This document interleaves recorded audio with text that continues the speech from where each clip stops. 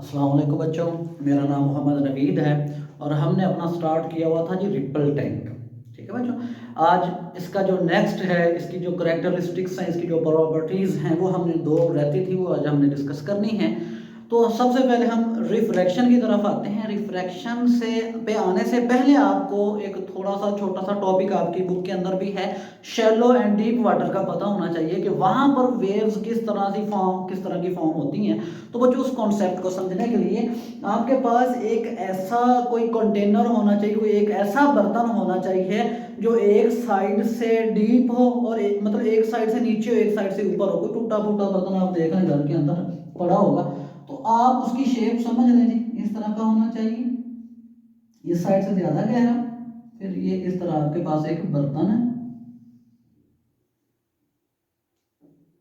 ये आपके पास एक बर्तन है। ठीक हो गया? तो आप देख रहे हैं ये वाला पोर्शन जो है ये ऊपर की तरफ है, ये सारा इधर से ये बर्तन है जी आपके पास।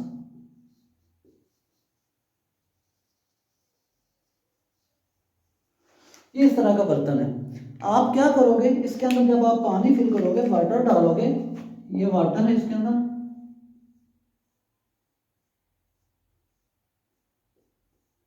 ये सारा इसके अंदर आपने पानी डाला हुआ है।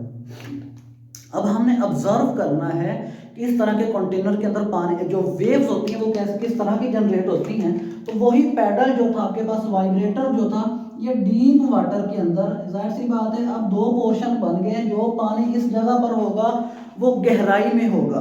ठीक है, गहराई में हम कहेंगे कि ये डीप वाटर है। ये कौन सा जी? डीप वाटर है, गहराई में है। ये गहराई इसकी, ये ऊपर है। तो ऊपर जो होगा पानी, यहां पर जो पानी होगा इस एरिया के अंदर, ये शैलो वाटर है, कम गहरा। क्लियर है? अब इस पैडल के जरिए से आप इसके अंदर जो है वो वेव जनरेट करवाओगे। जब आप वेव जनरेट कराओगे तो इसके अंदर भी ये पैडल जैसा है, प्लेन है, तो प्लेन वेव्स जनरेट होना शुरू हो जाएंगी। जो वेव्स जनरेट होंगी बच्चों, वो भी क्या होंगी? वो भी बिल्कुल प्लेन वेव्स होंगी, इस तरह मूव करती चली जाएगी। क्लियर? वेव्स जो कि वो मूव करती चली जाएगी, ये वेव जनरेट हो जाएगी। लेकिन यहां पर आकर ये डीप एरिया है, इसके अंदर वेव जनरेट होगी।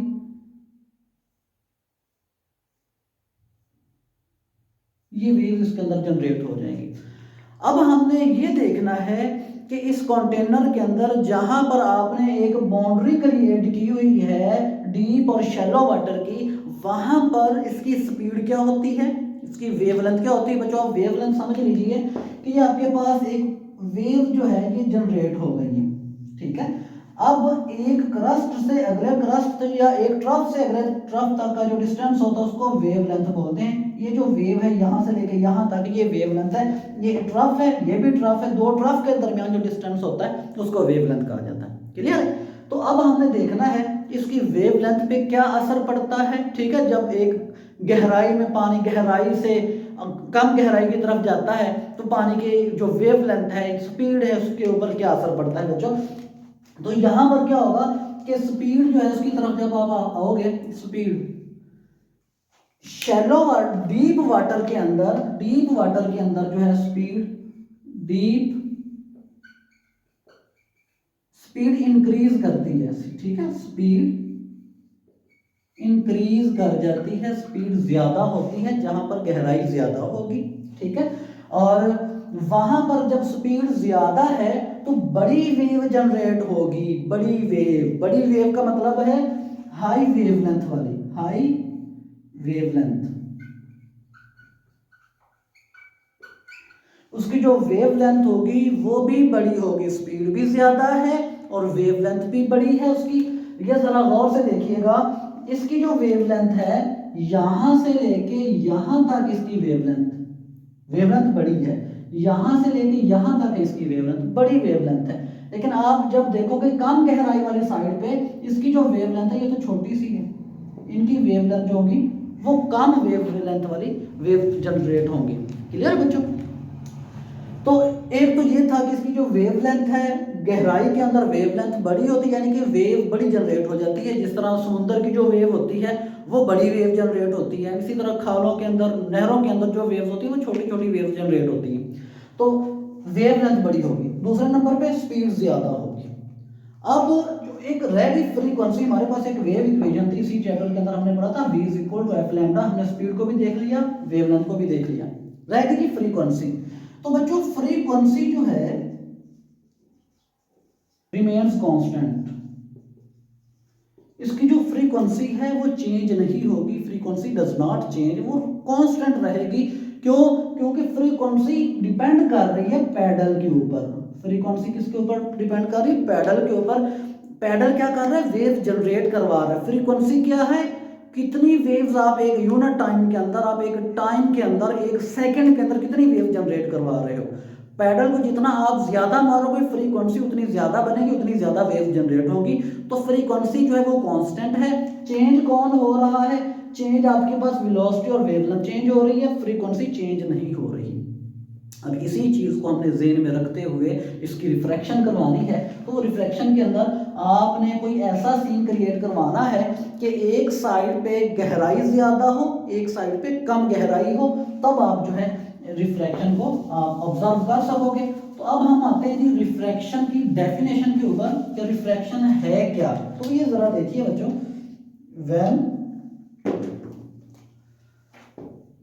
when a wave enter from one medium to another medium at some angle, it may change its direction. ये जरा गौर से देखिएगा, कहता है कि जब कोई एक वेव एक मीडियम से दूसरे मीडियम में एंटर होती है, किसी एंगल पर एंटर हो रही है, तो हो सकता है वो अपनी डायरेक्शन को चेंज कर ले, उसकी जो सिमत है वो चेंज हो जाए। पहले इस तरफ जा रही थी, हो सकता है अभी की तरफ आ जाए, इस तरफ बेंड हो जाए।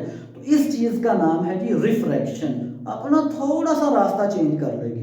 ये आप ऑब्जर्वेशन जो है वो घर के अंदर भी कर सकते हैं कि पानी का एक गिलास ले लें, गिलास, ठीक है, शीशे का गिलास ले लें, उसके अंदर आप लेड पेंसिल या कोई भी पेंसिल रखते हैं, वो आपको नीचे से मुड़ी हुई, जैसे ही रखोगे पानी के अंदर, आप देखोगे बाहर से तो आपको लगेगा कि पेंसिल जो है ना वो टूटी हुई है, वो मुड़ी हुई है, एक साइड पे चली गई है। तो ये क्या हो रहा है? ये रिफ्रैक्शन हो रही है। ये जो रेज होती हैं ये बेंड हो जाती हैं, अपना रास्ता चेंज कर देती हैं, इसका नाम है ये रिफ्रैक्शन।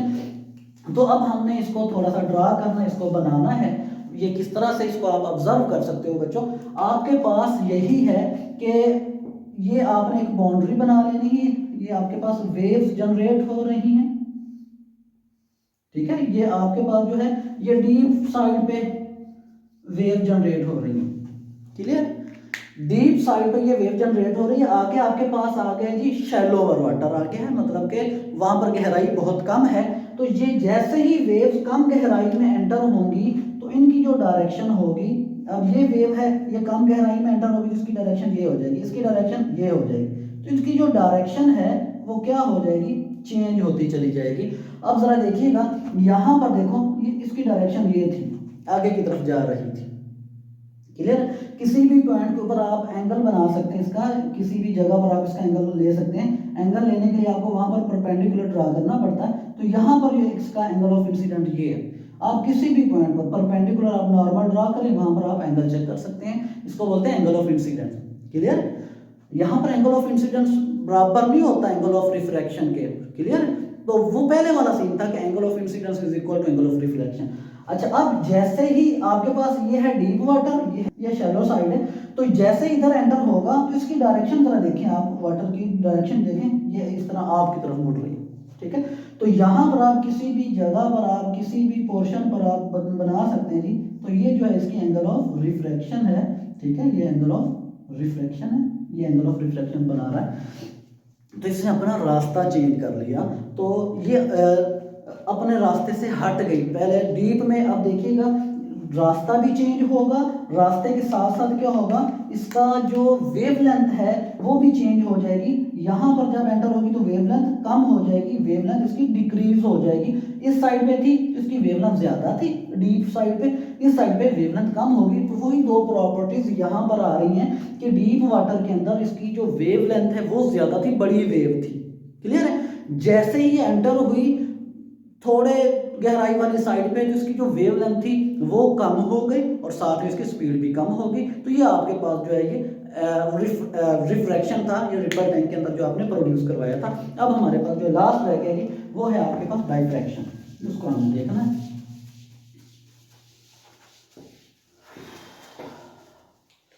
अब आते हैं हम अपने डाइफ्रैक्शन की तरफ। बच्चों ये क्या होता है, इसको आप ये कहेंगे बेंडिंग और स्प्रेडिंग ऑफ वेव्स। ठीक है बच्चों, इसके अंदर जो वेव्स हैं वो या तो बेंड हो जाती हैं या स्प्रेड हो जाती है। बेंड मतलब मुड़ जाती हैं। ठीक है, जब उसको किसी रुकावट में से गुजारा जाता है वो या तो बेंड हो जाती हैं या स्प्रेड मतलब कि फैल जाती हैं। उनको आपने ज़रा देखना है, इसकी एक्सप्लेनेशन देखना है। तो इसके अंदर आपने ये ध्यान में रखना है कि जो वेव्स होती हैं या वो बेंड होती हैं या स्प्रेड हो जाती हैं। तो आपके पास वही है, वेव्स जनरेट आपने करवाई थी, प्लेन वेव्स हैं। ठीक है, आपने क्या किया, इसके सामने एक आपने कोई रुकावट रख दी, ऑब्स्टेकल रख दी, कोई आपने इसके सामने लकड़ी ला के रख दी और ये आपने दो रखनी है, बीच में से थोड़ा सा सुराख आपने छोड़ना है। ये जो सुराख आपने छोड़ा इसका नाम है जी स्लिट। इसको क्या बोलते हैं, ये स्लिट है, छोटा सा सुराख है, तो ये स्लिट है। अब इसकी जो लेंथ के दरमियान जो विड्थ है वो आपने क्या करनी है कि वेव लेंथ के इक्वल रखनी है। क्या होना चाहिए, जो विड्थ होनी चाहिए, विड्थ होनी चाहिए वो वेव लेंथ के इक्वल होनी चाहिए। जितनी यहाँ पर विड्थ हो उतनी आप वेव जनरेट करवाओगे, तब आप इसको क्लियर ऑब्जर्व कर सकोगे। बच्चों होगा क्या, जैसे ही ये वेव आ रही है, प्लेन वेव है, इस साइड पे जा रही है, जैसे ही स्लिट में से एंटर होगी तो ये क्या करेगी, ये सेमी सर्कल आधे दायरे, ठीक है, आधे दायरे बनाती हुई आगे की तरफ चली जाएगी। क्लियर है। तो ये क्या बना रही है, ये सेमी सर्कल्स, सेमी सर्कल्स बनाकर आगे की तरफ मूव कर। सेमी सर्कल क्या होते हैं, आधे दायरे, पूरा सर्कल होता है, सेमी को बोलते हैं हाफ सर्कल। ठीक है, तो ये इस तरह से मूव कर रही है।